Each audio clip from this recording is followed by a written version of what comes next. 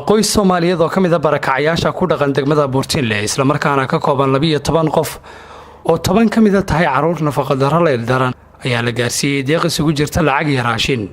iyadoona loo qorsheeyay oo $700 loo dhigay bakhaar si ay u biishaan halka $700 oo kalena loogu abuurayo ganacsiyo yaryar si ay noloshooda isbedel u samayso. deeqdan oo ay iska soo ururiyeen shaqaalaha hay'adda World Vision qaybteeda Garowe iyo shirkadda korontada ee NEC oo qayb weyn ka qaadatay ayaa ku soo beegmaysa xilli dabku ka seexsanaa qoyska danyarta aabahoodna uu baagamulda yahay halka hooyadoodna u mulahayd. Dictoriisa Siciid oo ah madaxa MCH-ka lagu dabiibo carruurta yaryar ee xanuunsan ayaa ugu horeyn ka warbixisay xaaladda ilmaha iyo hooyadood. inka Shaafici Health Center wasaaradda caafimaadka waxaanu aragnay cunug yar baa naloo keenay barnaamijkan oo OTB oo Zafir Malnutrition kadib aanu dabagal ku sameynay reer Abshir waxaanu ogaanay reer Saboola inay yihiin guri kiraa degan dad barakacayaal yihiin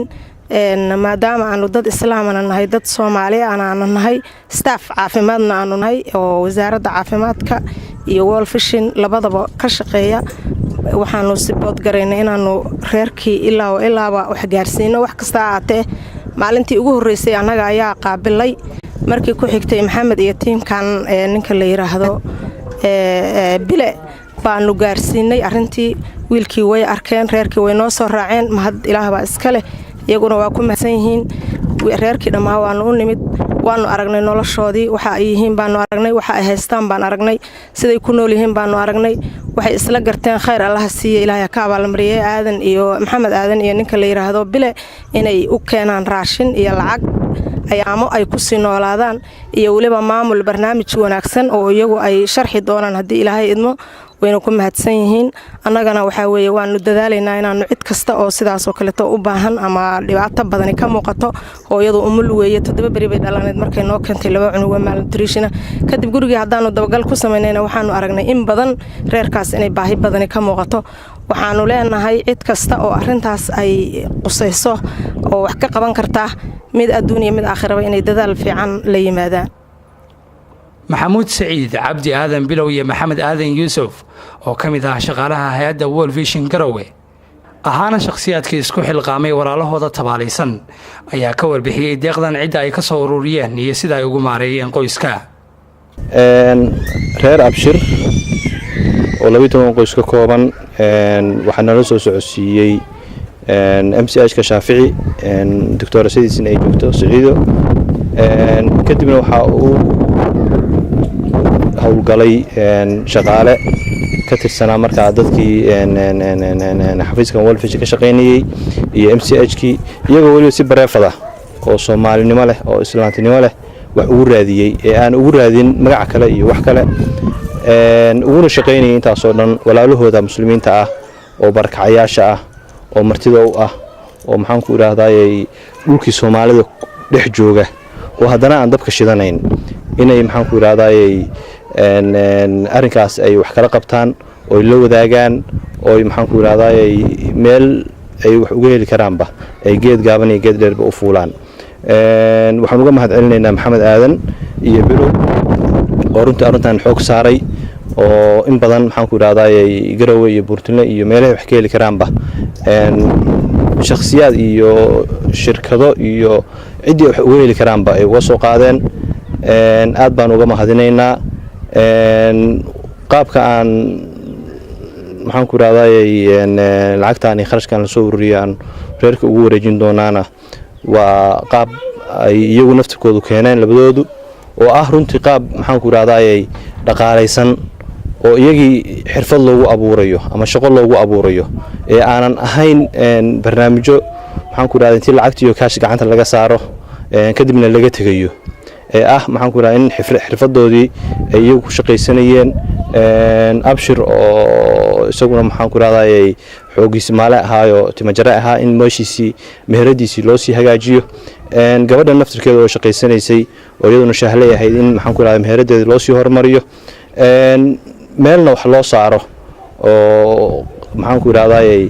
wax loo dhigo oo la yiraahdo baqaarkaana waxa ka qaata shaqadiinina sii hormariya aysan noqon maxaan ku yiraahdaa wax intii gacanta loo saaray 4 bari 5 bari markay isticmaalaan kadib haddana xaaladoodu meeshii ay ka soo bilaabato aad baan uga mahadinaynaa muxsiniintii iyo shirkadihii lacagtan ku soo deeqay waan uga mahadinaynaa mar kale magacaygu waa Cabdi Aadan ka tirsan hay'adda World Vision qaybta maartay Garowe oo qaybta khaasatan muxuu ahay qaybta monitoringka ama monitoring evaluation ama qaybta dabagalka waxa farxadii ah maanta inaan maartay kala soo qayb galo saaxiibaday wareejinta maartay raashin lacag maartay baartii $100 ayadana maartay soo sarifay oo biil ah loogu talagalay iyo lacag kale oo ayadana maartay $1,300 ah oo dollar ah oo maartay aan ugu talagalnay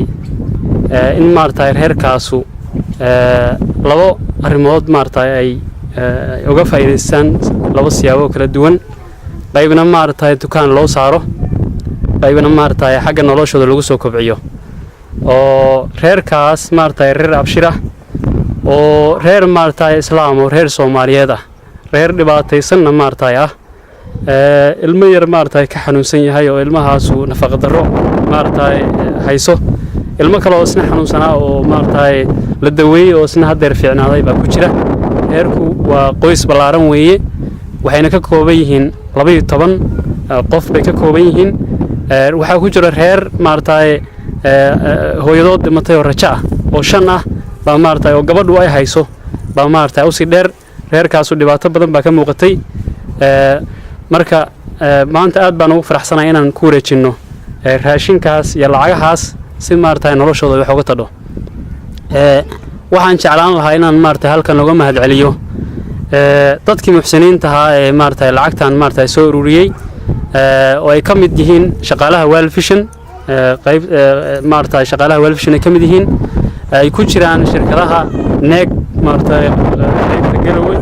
iyo Nuwako ayadana maartay wax ka helay aad bay u mahadsan yihiin waxa kale oo aan u mahad celinayaa Maxamed Aadan oo runtii maartay hormuud ka ahaa hawshatan oo igala shaqeynaya hawshatan qaabkii lacag runtii farsamadiiba waxaan kale u mahad celinayaa muxuu ahaay MCH-ka maartay Shaafici oo maartay halkan maartay hadeer la joogan oo maartay wiilka yarka iyo maartay xaaladiisana soo tusay haddana gacanta ku haya Yusuf waxaan ka tirsanahay shaqaalaha hay'adda World Vision qaybteeda Garowe waxaan maanta halkaan isugu nimi qoyskan reer Abshir oo maartay aan hadda ka Buurtinle kula kulanay iyagoo maartay xaalad adag oo bini'aadantinimo ay maartay haysato oo aan maartay isu xilqaanay inaan dadka muslimiinta ah ee muslimiinta aan dhex marno oo maartay aan wax uga raadino ilaahayna uu noo maartay fududeeyay oo dadkii noo dhagan gulaadeen oo maartay aan ilaahay mahadiis wax uun bilow ah aan u soo helnay qoyskaas daan wax yar dib ugu laabto anaga qoyska waxaan kula kulanay gabadha maamada ciyaalka ah oo ilmo yar oo malnourished ah oo nafaqa darro ay hayso MCH-ka keentay anagoo monitoring samaynayna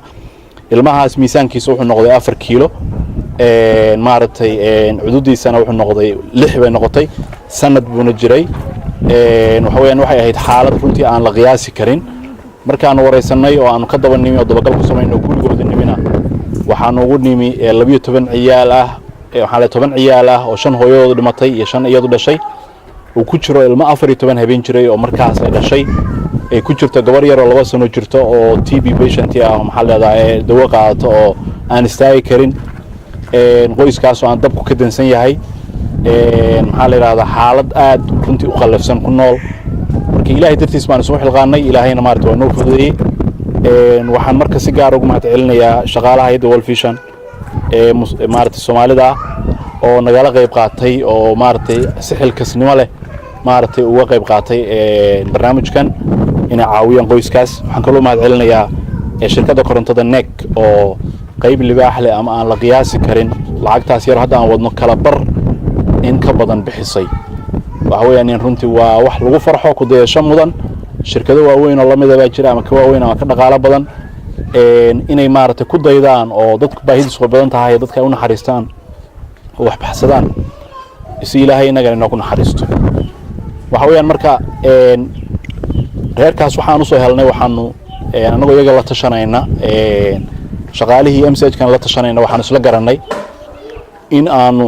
ugu kala qoondayno lacagtaas yarta ah raashin aan usoo iibinay hadda halka horteena yaala lacag kaash aan soo sarifnay oo $100 iyaduna aan ugu talagalnay bisha koowaad inay biishaan iyo lacag $700 oo aan rabno inaan bakhaar u dhigno oo bakhaar loo saaro bil kasta ay $100 biila ka qaataan muddo 7 bilood ay biishaan iyo lacag iyaduna $700 ah oo aan ugu talagalnay inay shaqo abuur loogu sameeyo oo maxaa la yiraahdaa wuxuun ganacsiga loogu maalgeliyo ama ma ha noqoto meel shaah lagu kariyo maqaayada ama ha noqoto meel odayga hadda wuxuu yiri tamajara ka shaqeeya tamajara loo maalgeliyo ama wuxuun waxay iyagu isku soo afkartaan odayga iyo islaantu inaan maartay ugu maalgelino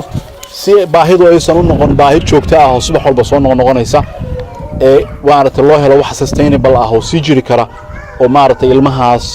rajooyinka leh oo maxaa la yiraahdaa jiroolaha leh oo nafaqo darrada hayso waxay u baahan yihiin caafimaad waxay u baahan yihiin waxbarasho waxay u baahan yihiin waxay cunaan waxay u baahan yihiin waxay gashtaan hoy bay u baahan yihiin meeshaan hadda ay degan yihiin waa kiro waxa weeyaan meel kale oo dakhli ka soo gala ma jirto waa dad barakacyaal marka in maartay balwuxuun maartay ay ku xisaabtamaan oo wax ka soo galaan inaan u abuurno baan ku tashanay ilaahayna maartay subxaanahu wa tacaala waxaan rajaynaynaa inuu nala garab galo oo maartay baan ka baryaynaa waxaan si gaar ah ugu mahadcelinayaa MCH-ka Shaafici Buurtinle gaar ahaan Maama Saciid iyo Fartuun oo ilaa iyo maalintii aan hawshan maartay gacanta la galnay maartay garab taagnaa oo na dhiirigelinayay waxaan kaloo u mahadcelinayaa Maxamuud Saciid waxaan madaxa All Vision Buurtinle qaybtan xafiiska degmadan mas'uulka ka ah waxaan kaloo u mahadcelinayaa tiimka World Vision Garowe oo ay ugu horeeyaan tiimka Emaniga maartay Bilow Cabdi Aadan Bilow iyo Xasan maartay barnaamijkan naga qayb qaatay intaas noogama harayna insha Allah waxaan rajaynaynaa inaan maartay u istaagno cid kasta oo maartay aan maartay isku haybnahay oo muslim isla nahay oo Soomaali isla nahay haybtu qabiil maahan waxa dadka mideeya waa islaamtinimada waxa dadka mideeya waa Soomaalinimada waxa la rabo in la isugu gurmado wax la isku taro waa islaamtinimada maaha kana xiga maaha kana isku reernahay maaha kana isku jufinahay waxa weeyaan qof kasta muslim oo dhibaataysan wuxuuna ka mudan yahay inaan u naxariisano si Ilaahay aan naxariis xaqiisa uga helno barnaamijka waxa weeyaan ku soo gabagabeynayaa waana mahadsantihiin waxaan hadda ku wareejinayaa qoyska maartay lacagtii aan